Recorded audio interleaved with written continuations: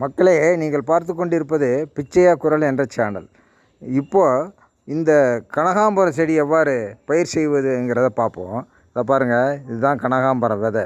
இந்த விதையை சேகரித்து ஒரு தொட்டியில் விதைச்சோம்னா நல்லா முளைச்சி வந்துடும். இந்த விதை எப்படி சேகரிக்கிறதுங்கிறத பார்ப்போம். பாருங்கள், முதல்ல இதை பார்ப்போம். இதை பாருங்கள், இந்த பூ பூத்துருக்குங்களா? இந்த பூக்கு கீழே இதாக இருக்குது பாருங்கள். இந்த பகுதி தான் விதை. இந்த பூவுக்கு கீழே இருக்கிறது தான் விதை. இது நல்லா முதிர்ந்த உடனே முத்துனுச்சுன்னா பழுத்து போயிடும். நல்ல சாம்பல் கலரில் இதெல்லாம் விதை. இது முதிர்ந்து போன உடனே இந்த விதையை சேகரித்து இதாக இருக்குது பாருங்கள். இது போல் சேகரித்து இந்த விதைகளை ஒரு தொட்டியில் உரத்தை நிரப்பி அதில் விதைக்கணும். அதில் விதைச்சிங்கன்னா ஒரு 15 நாளையில் இது முளைச்சி வந்துடுங்க. இதை பாருங்கள், இது போல் பாருங்கள், க்ளோஸ்அப்பில் காட்டுறேன் பாருங்கள்.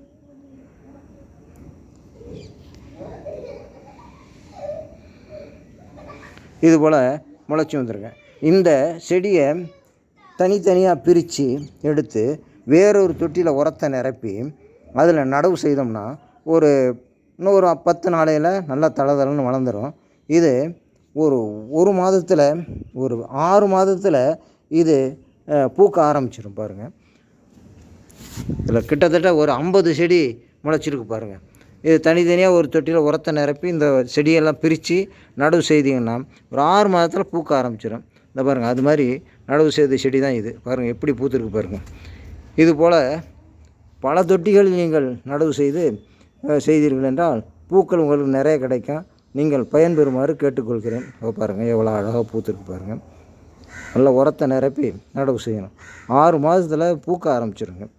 இந்த வீடியோ உங்களுக்கு பிடிச்சிருந்துச்சுன்னா பிச்சையா குரல் என்ற சேனலை சப்ஸ்கிரைப் பண்ணுங்கள், லைக் பண்ணுங்கள், ஷேர் பண்ணுங்கள், கமெண்ட் பண்ணுங்கள். நன்றி, வணக்கம்.